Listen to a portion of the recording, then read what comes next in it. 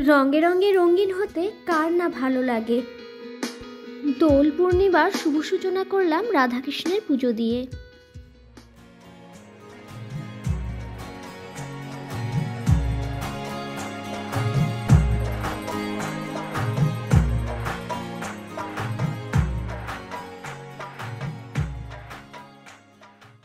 হোলির আগের দিন একটু গিয়েছিলাম ইস্কন মন্দিরে। সেখানে গিয়ে এত ভিড় দেখলাম, এত পুণ্যার্থী এসেছেন ইস্কন মন্দিরে দর্শন করতে, আর সাজানোও কিন্তু ছিল ভীষণ সুন্দর করে।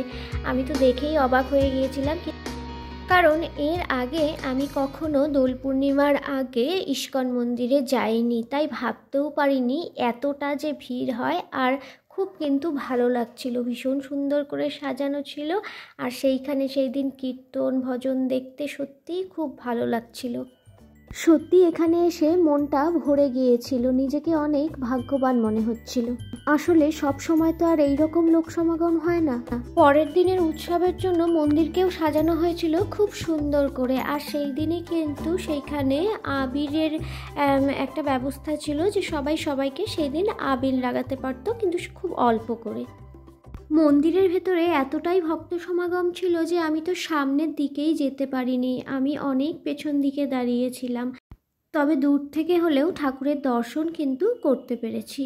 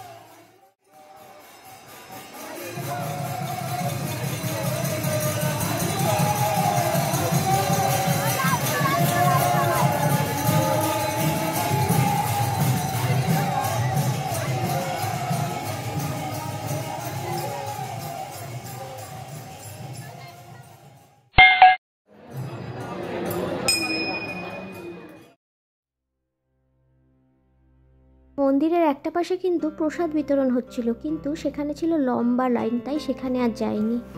আমি সিঙ্গারা নিয়েছিলাম। ইস্কন মন্দিরে কিন্তু একটা দোকান রয়েছে যেখানে সমস্ত রকমের নিরামিষ স্ন্যাক্স পাওয়া যায়, তো খেতেও কিন্তু খুব টেস্টি হয় এগুলো। বসন্তকালটাই এইরকম, পুরনো গাছের পাতাগুলো ঝরে গিয়ে নতুন সবুজ পাতাগুলো যেন ঝলমল করছিল। রাতের বেলাতেও এত সুন্দর লাগছিল, আর ঘাসগুলো মনে হচ্ছিল চোখের শান্তি।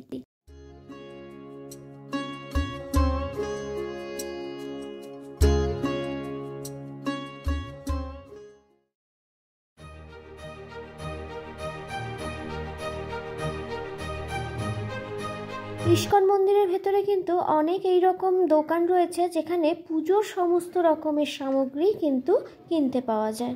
এবারে দেখাই আমার ঘরের পুজো। রোজকার যেমনি পুজো ঠিক তেমন, শুধু একটু আবির ছোঁয়ানো, আর তাতেই মনে হয় কত অন্যরকম। আর কত রঙিন ফুল, এতেই মনে হয় ঠাকুরের সাথে রং খেললাম।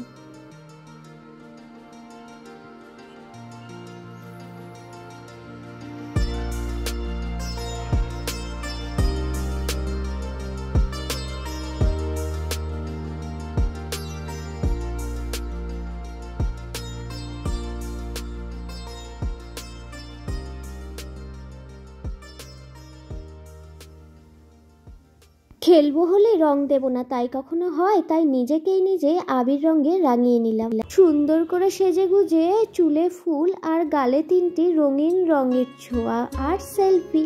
এইরকম ভাবেই আমি সেলিব্রেট করলাম হোলি। তোমরাও কতটা মজা করলে হোলিতে অবশ্যই জানিও কমেন্ট বক্সে।